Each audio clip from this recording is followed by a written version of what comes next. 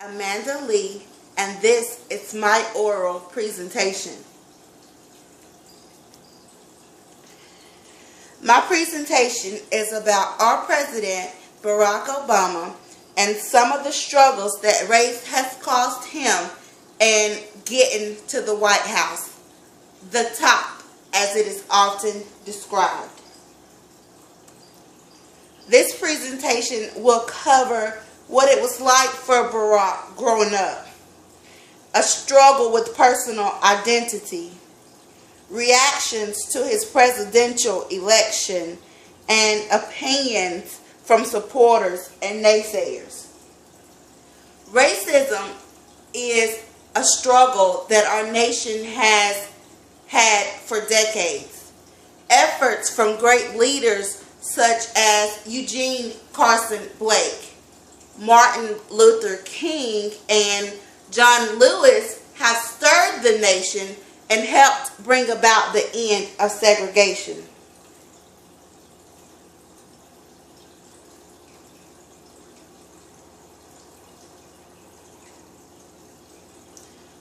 Born to a black African father and a white American mother, Barack faced many instances where race was an issue.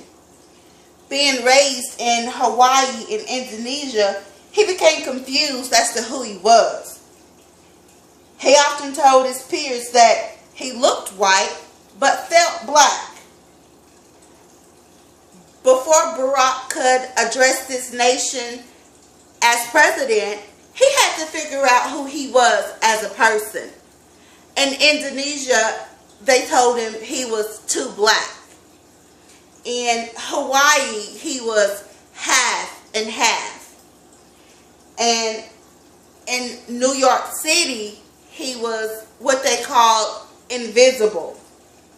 Finally, in the south side of Chicago, he came to terms that he indeed was a black man.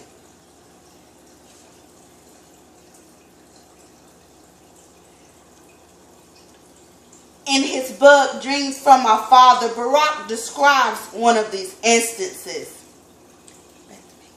Barack struggled as a young man to fit in a crowd of mixed races. One example that he gives in his book is, as a young man hanging with a group of his friends, he wanted to go to a party. Now, this party was given by a group of his black friends, but he wanted to take a couple of his white friends to this party. When they get there, Ray, an African American friend of Barack's, introduced the white newcomers to their old friends. They danced a little bit, they mingled. These guys made every effort for Barack's new friends to fit in. Eventually, they come back to Barack and they told him, "Please, can you just take us home? We feel as if we don't belong." Barack said, "Of course, I don't want you to feel uncomfortable." So he took him home. On the ride home, one of his white friends said to him, "Hey, you know, that really taught me something." He says, "I can see how tough it can be for you being the only black guy."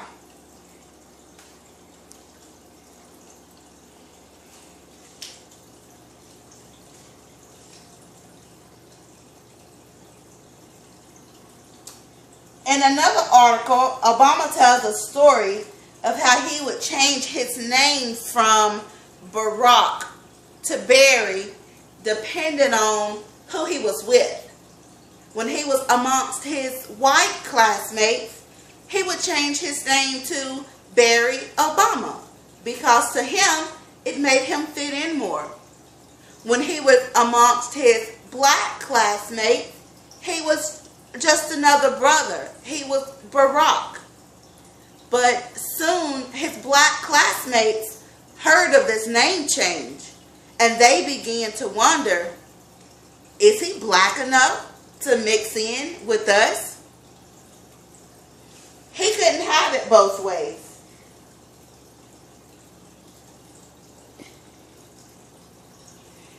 100 days away from the November elections, the Obama campaign continued to face questions about Barack's identity. Morgan Freeman, a famous African-American actor, was quoted as saying, "He's not America's first black president. He's America's first mixed race president. America's first black president hasn't arisen yet." The logic behind this being that his mother is a white woman. She has no ties to slavery. So therefore, he's white. He's not black. He doesn't know the struggle. In response, Obama explained that he could identify with slavery through his wife and through his daughters. He described how it felt not to be able to hail a taxi in New York City. He confronted bigotry in the form of a hate speech. People began looking into his family tree. In this tree, they discovered that his mother was related to the first African to be legally sanctioned as a slave, John Punch. The White House was built by blacks, slaves, men, women. They shed their blood, sweat, and tears and built this house. And later, they were not even allowed to enter the house. Frederick Douglass was turned around at the doorstep even after he had an invitation to come into this house. What was so special about this house that blacks could not enter it? African Americans all over strive to change this presumption. On November the 4th, Obama supporters turned out to the polls. They cast their votes. Barack beat his Republican opponent by more than 7 million votes. This was unheard of. No one thought that he would actually win this election. When Barack walked into the White House on January 20th, it changed the lives of many Americans. Minorities all over America celebrated. Civil rights activists cheered. This is what they have worked for their entire lives. Change was coming to America, but was it enough? Once Barack became president, the racial dilemma didn't go away. He was a person, but there were many Americans who didn't believe that Barack deserved to be our president.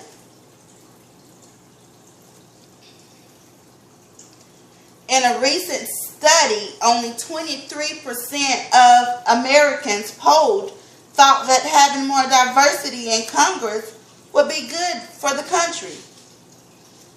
One scholar even went as far to say that if Obama would not be impeached, that he deserved to be hung, drawn, and quartered. When would Barack catch a break?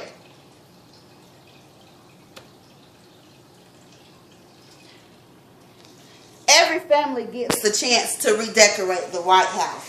But with this family, racial scrutiny was everywhere. They chose to display a bust of Dr. Martin Luther King Jr. and an abstract painting of Miss Alma Thomas, and people were looking at them like they're too black to be in our White House. What is wrong with this nation? These simple pieces of art made people question just how black is our president. In an interview with BBC, Oprah Winfrey says that there's a level of disrespect for Barack because he's African American. That being said, I leave you with a little knowledge from Ms. Winfrey. Racism has to die, she says. As long as people can be judged by the color of their skin, the problem is not solved.